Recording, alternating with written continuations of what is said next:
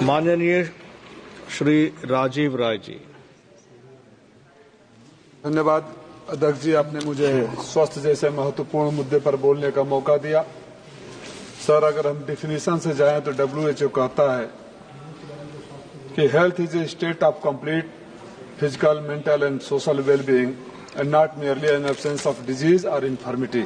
Forget about medical and mental and social wellbeing. जब हम बीमारियों का इलाज कराने के लिए संसाधन नहीं दे रहे हैं, I was amazed. Doctor Prabha ने पॉइंट आउट किया कि हम अपने GDP का पैसा नहीं दे रहे हैं, खर्च नहीं कर रहे हैं। उधर से जवाब आता है, सर मानव स्वभाव है कि जब तक हम कमियों को स्वीकार नहीं करेंगे, सुधारने का प्रयास भी नहीं करेंगे। जवाब क्या आता है कि केंद्र सरकार की केवल जिम्मेदारी नहीं है, राज्य सरकार की भी जिम्मेदारी है। सर, आपके ही जो हेल्थ सर्विसेज के सर्वे हुए थे 17 में, उसमें 2024-25 तक 2.5% of GDP that equals to 8.2 lakh crore, 8.2 lakh crore की जरूरत थी। 40% केंद्र को देना था। आपका 3.3 लाख करोड़ 3.3 लाख करोड़ होता है। आपने वो पैसा तो दिया नहीं। तो पानी, water flow from top to bottom madam, doesn't go from bottom to top. Sir, जितनी जरूरत है उसका 73% कम अगर बजट किया जाए, जो सरकार देश में मरीजों का इलाज न करा है और खुद को विश्व गुरु बनने का दावा करे, इससे दुर्भाग्यपूर्ण स्थिति क्या हो सकती है। हमारे यहाँ केवल 37% जितनी बेडों की जरूरत है, केवल 37% बेड उपलब्ध है।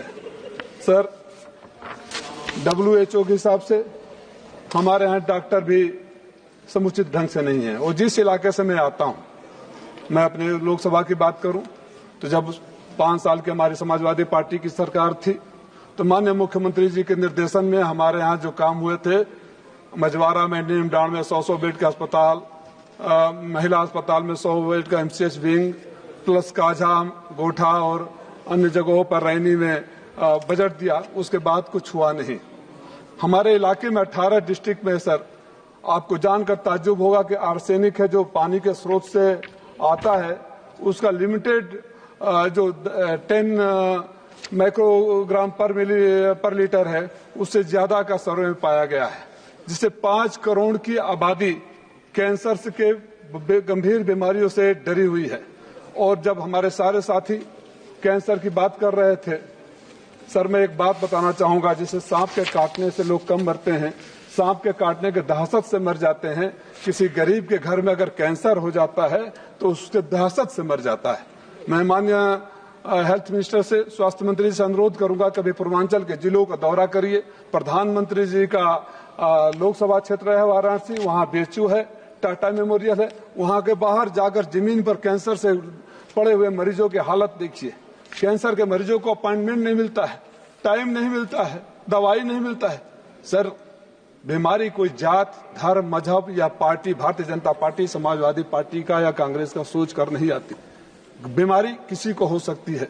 इसलिए जब बीमारी पर बात हो, हेल्थ पर बात हो, तो पार्टी लाइन से ऊपर उठकर भी बात होनी चाहिए। और इस बात को हम सारे सदस्यों को कहना चाहिए। डॉक्टर प्रभा ने 2.5% GDP का कहा, वो बहुत बड़ा चीज नहीं था। उन्होंने तुलनात्मक भी दिया, अन्य देशों का भी दिया कि कहाँ है। 2.5% तो हमने डिसाइड किया था खर्च करेंगे। अगर आप उतना भी खर्च नहीं करते हैं और याद दिलाने पर if you feel offended then only God can help us. Sir, हमारे यहाँ जितने बेड की जरूरत है उसके केवल 37% है। देश में पर 1000, प्रति 1000 पर केवल 1.3 बेड उपलब्ध है, जबकि दुनिया में 2.6 है। जो 3.3 लाख करोड़ की जरूरत है, उसके बदले में सिर्फ आपने 91 लाख दिया। मैं एक चीज आपके माध्यम से सरकार से मांग करूंगा कि हमारे जिले में तो स्वर्गीय कल्पनाथ राय जी ने सब कुछ दिया था, उनके बाद कुछ मिला नहीं। जो भी दिया समाजवादियों ने दिया। हमारा जिला बुनकरों का जिला है। बुनकर जिस हालात में जीते हैं, उनकी बीमारियां, कुछ हाइजीनिक कंडीशन देखिए। मैं आपसे मांग करता हूं कि पूर्वांचल के हालात को देखते हुए आर्सेनिक का जो पानी में लेवल है, उससे निजात कैसे मिले, गरीबों का गंभीर बीमारियों में इलाज कैसे हो। हमारे यहाँ माननीय गडकरी साहब के आशीर्वाद से गोरखपुर से, वाराणसी से गोरखपुर 4 लेन बन गया, पूर्वांचल एक्सप्रेस वे बन गया। रोज एक्सीडेंट होता है, लोग तड़प के मर जाते हैं। कोई ट्रॉमा सेंटर नहीं है। जो हमने ट्रॉमा सेंटर अपने अस्पताल में शुरू कराया, इस सरकार ने वहां डॉक्टर और स्पेशलिस्ट को भी देने में असमर्थता जाहिर करी है।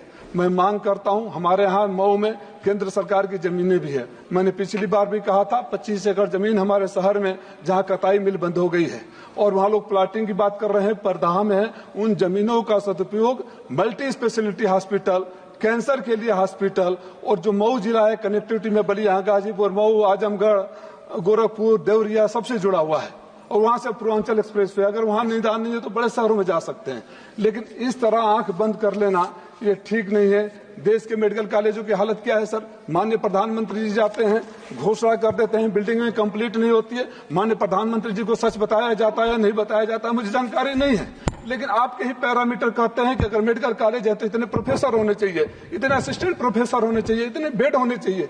जिस बिल्डिंगों जो बिल्डिंगें कंप्लीट नहीं रहती है उस बिल्डिंगों को उद्घाटन करा दिया जाता है।